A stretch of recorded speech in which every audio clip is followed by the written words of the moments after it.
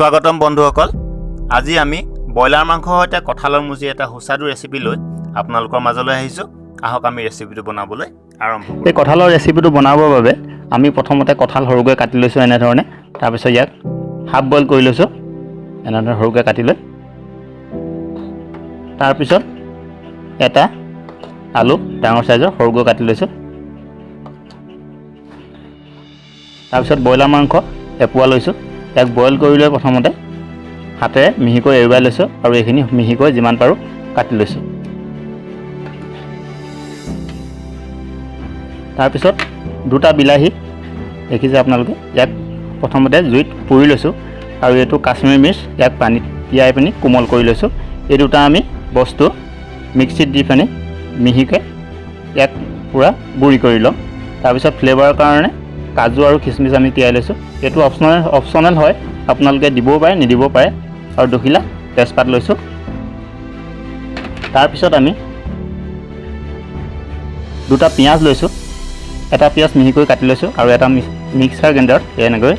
Mixie কৰি লৈছো গ্ৰেভিটো মানে ডাঠ কৰিবৰ কাৰণে তাৰ পিছত মছলাৰ কাৰণে আমি গোটা মছলা লৈছো জিৰা লৈছো 1 চামুচ ধনিয়া গুটি লৈছো 1 চামুচ চফ লৈছো 1 চামুচ या दालचनी इलाची और लং লৈছো এইগিটা আমি হুকান কেৰাহীত ভাজি লৈ ইয়াক গ্ৰাইণ্ডাৰ মেচিনত দি গুড়ি কৰি লম প্ৰথম আমি আলুটো ফ্ৰাই কৰি লৈছো আৰু এই আলুখিনি হাফ ফ্ৰাই কৰিম আলুখিনি ব্ৰাউন হোৱাৰ লগে ভাজি হোৱা হলে ইয়াক আমি ব্ৰাউন হলে নমাই দিম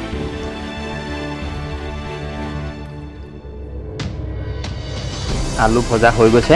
আৰু এতিয়া এই আলুখিনি আমি লাহেকৈ এটা বাচনত নমাই লম এতিয়া আমি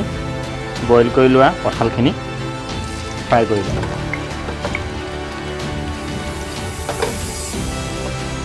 ফ্ৰাই কৰি ল'লে খাবলৈ ভাল হ'ব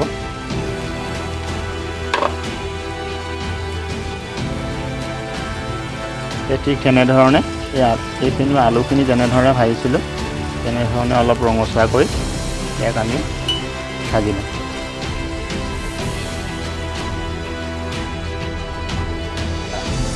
এতিয়া আমাৰ এই কঁঠালখিনি ভজা হৈ গৈছে এতিয়া আমি এইখিনি নমাই লম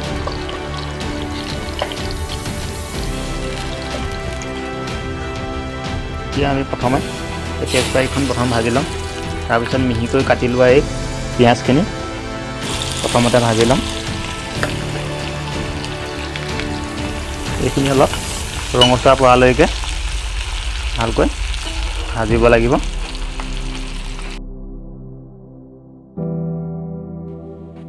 এতিয়া আমি পিঁয়াজখিনি ভজা হৈ গৈছে আমি এতিয়া সবজিখিনি জোখাৰে ইয়াত অলপ হালধি দিছোঁ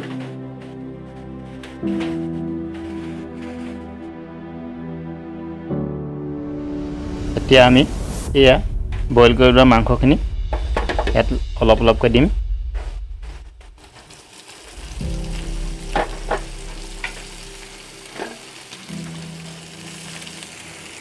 এইখিনি এতিয়া আমি ভালদৰে ভাজিব লাগিব মাংসৰ পৰা তেল ওলোৱালৈকে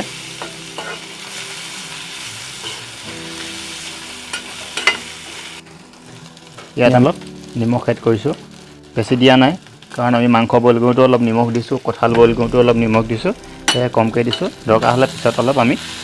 আকৌ টেষ্ট অনুসাৰে মিক্স কৰি দিম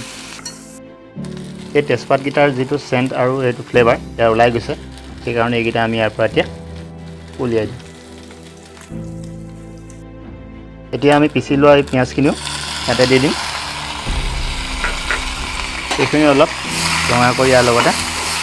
ভাজি ল'ব লাগিব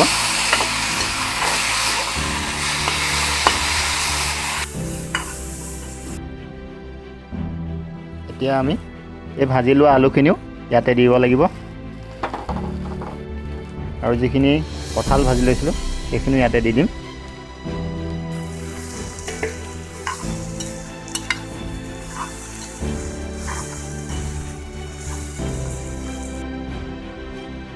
এতিয়া আমি এই গ্ৰাইণ্ডাৰ মেচিনত পিচি লোৱা বিলাহী দুটা পুৰি লোৱা বিলাহী দুটা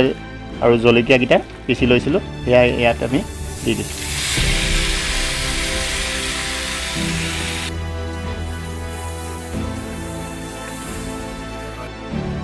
আৰু এতিয়া আমি ইয়াৰ মছলাখিনি যিখিনি পিচি লৈছিলোঁ সেই মছলাখিনি ইয়াত আমি অলপ অলপ কৰি দি দিওঁ।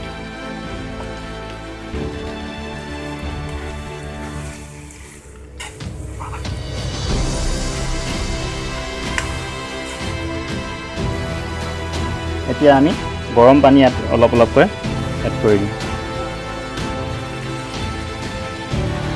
পৰিমাণ চাই এড কৰিব লাগিব।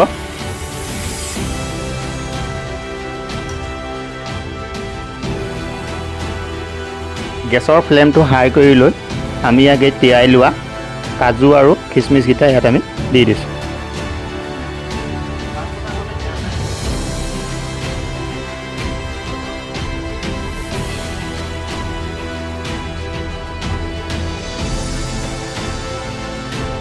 আমাৰ ৰেচিপিটো বনাই হৈছে,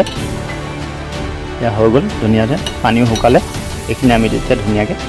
বেলেগ এটা বাচনলৈ কাঢ়ি লওঁ।